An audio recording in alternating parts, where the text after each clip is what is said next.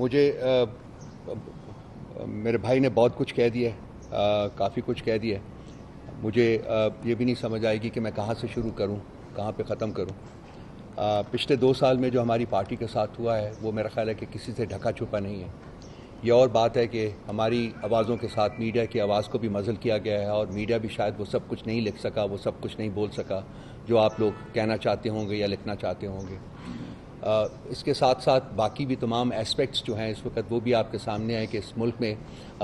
इदारों के साथ क्या हो रहा है, इदारों को किस तरीके से डिसफंक्शनल किया गया है, इदारों की कैसे तस्लील की गई है एंड मोस्ट इम्पॉर्टेंटली पाकिस्तान के अवाम की कैसे तस्लील की गई है। मैं चाहूँगा कि 2-1 साल का जो एक नैरेटिव है वो आपके साथ बयान करें। जब से इमरान खान साहब की हुकूमत को इन्होंने गिराया है उसके बाद से रियासत का जो जबर, जो जुल्म और जो फस्तायत PTI के ऊपर नाजिल हुई है, मेरा नहीं ख्याल कि साउथ एशियन रीजन में उसकी कोई मिसाल मिलती है, उसका कोई पैरेलल मिलता है। जब मैं सोचता हूँ तो मुझे कोई ऐसी चीज़ याद नहीं आती, कोई ऐसा जुल्म याद नहीं आता जो कि रवा नहीं रखा गया PTI के ऊपर। हमारे लोगों को इन्होंने खासकर 9 मई के बाद जो कि एक फॉल्स फ्लैग ऑपरेशन था,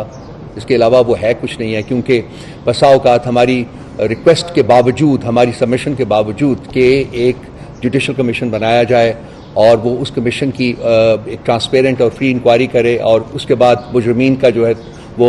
तयन किया जाए और फिर सज़ाएं दी जाएं। ये शख्स वाहिद जो है वो बैठा हुआ जहाँ भी, जिस घरौंदे में बैठा हुआ है, जिस स्मोक स्क्रीन के पीछे छुपा हुआ है या जिस शैडो के पीछे छुपा हुआ है, वो कहता है कि जी जो मैं कहूँगा वही हकीकत है और बाकी जो पाकिस्तान के 25 करोड़ अवाम कहेंगे वो कोई मीनिंग नहीं रखता।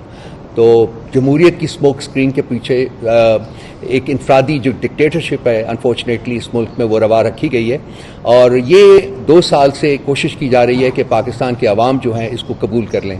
लेकिन पाकिस्तान के अवाम ने हर उस कदम के ऊपर, जबकि उनकी आवाज़ जो है वो सुनी जा सकती थी, उन्होंने अपनी लाउड एंड क्लियर तरीके से बताया है कि हम ये शख्स वाहिद की हुकूमत, शख्स वाहिद की डिक्टेटरशिप को कबूल नहीं करते। हम इस मुल्क में जमहूरियत चाहते हैं और हम इस मुल्क में जमहूरियत लेकर रहेंगे।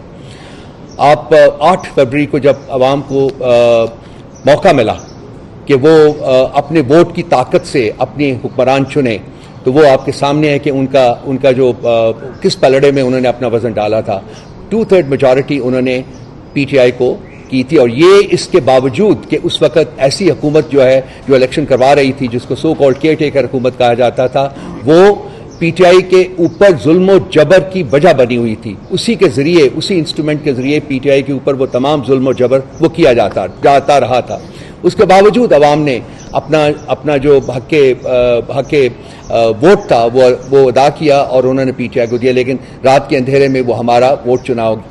छीना गया। इससे पहले PTI के लोगों को किडनैप किया गया, PTI के लोगों को टॉर्चर किया गया, PTI के लोगों से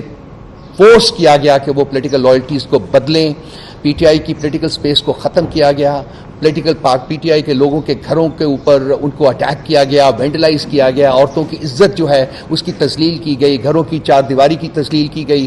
कोई वो जुल्म नहीं था जो कि रवा नहीं रखा गया। उसके बावजूद जो इनका बेसिक ऑब्जेक्टिव था वो ये था कि जी पार्टी को ख़त्म करना है,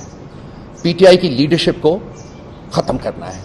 उसमें मैं तमाम लीडरशिप को कॉम्प्लीमेंट करूंगा, खासकर उमर साहब को जो मेरे दाएं तरफ बैठे हुए हैं, जिन्होंने as secretary general of the party ना सिर्फ कि इसको इकट्ठे रखा बल्कि इसको ताकतवर भी बनाया। ये PTI को ख़त्म नहीं कर सके। PTI के लोग जो थे, PTI के जो फॉलोअर्स थे, PTI के जो चाहने वाले थे, उनके जज्बे को, उनकी कमिटमेंट को ये ख़त्म नहीं कर सके, कमज़ोर नहीं कर सके और उन्होंने 8 फरवरी को अपना वोट की ताकत से अपना फैसला जो था वो सुनाया। लेकिन अनफॉर्चुनेटली उसको इम्प्लीमेंट करने में फिर शख्स वाहिद की डिक्टेटरशिप जो थी, डिक्टाट थी, वो माने हुई और इंस्टीट्यूशंस के ज़रिए, वो इलेक्शन कमीशन हो या वो पाकिस्तान के बाकी और इदारे हों, जुडिशरी हो, उसकी वसातत से उन्होंने अपने वो फैसले जो है मनवाए जो कि शख्स वाहिद करना चाहता था। अनफॉर्चुनेट बात है, लेकिन ये इन्होंने सिर्फ पाकिस्तान के अवाम के साथ ही ये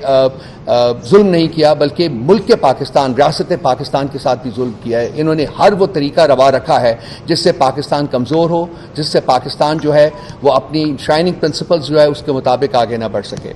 मेरा ख्याल है कि मेरे साथ जो हुआ वो एक बहुत ही एक छोटा सा इंसिडेंट है। मेरे बाकी जो हमारे पार्टी के जो लोग हैं, वो मेरे साथ बैठे हैं, मेरे आंखों में आंसू आ जाएंगे जब मैं